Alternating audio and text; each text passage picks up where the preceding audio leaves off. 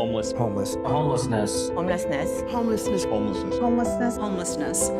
Homelessness. Homelessness.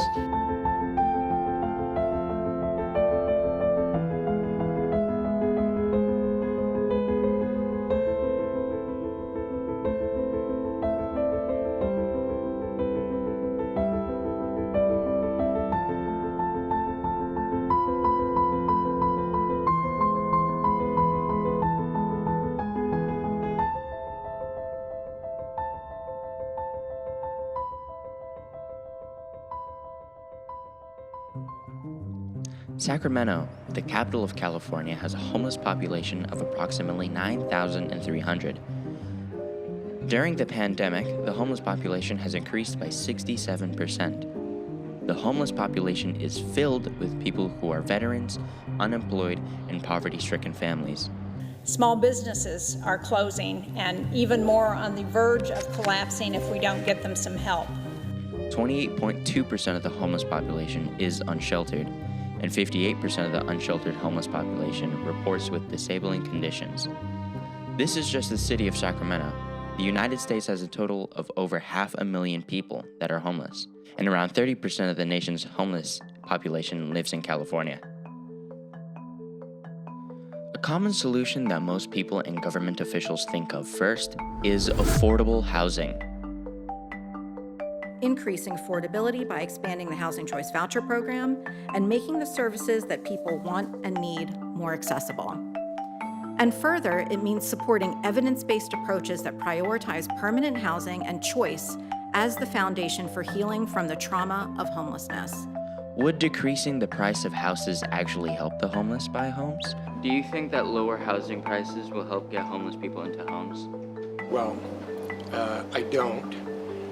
Usually by the time somebody becomes homeless, there's such a gap between what it takes to become a homeowner and where they're at that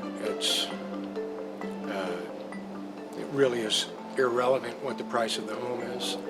If affordable housing won't solve the homelessness problem, how can homeless people find an alternative? What's the main cause of homelessness? Reports found that 74% of people experiencing homelessness previously had jobs.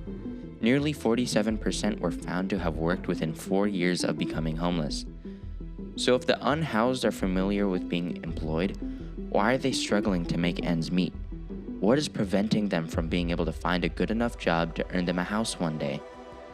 The root of this problem has a strong connection to mental illness and addiction. But most of the people who are homeless have mental problems, are alcoholics, or they are addicted to drugs. And that's a spiritual problem. Around 80% with the drug addiction. It's very hard to distinguish people, especially with a high drug or alcohol addiction. It's hard to distinguish which is a mental illness or which is a result of, the drug or alcohol. There are solutions like case management, but to fully resolve homelessness is to help the individual, being affordable therapy combined with homeless shelters and food drives. The shelters and food drives sustain them to be able to save up before they move out of the shelter. So like every single night of the month, we have a chapel service and then a dinner. So the homeless every single night are able to come and hear a gospel message, and then after they get to eat and get a free meal. And then we also have different services like our clothing closet. We have a men's clothing closet and a women's clothing closet where different days of the week and at certain times they come and get clothes. We promote community integration. There are a lot of folks who, if they want to work, we encourage them to get job training and maybe go look for work. If they want to do other interests that can help them be a productive citizen, we help them. So basically, the program is tailored based on that person's need. Governor Gavin Newsom was on board, and there was plenty of money to treat people, and they would treat people first, and then they would be offered opportunities to live on federal property in these houses that would be built.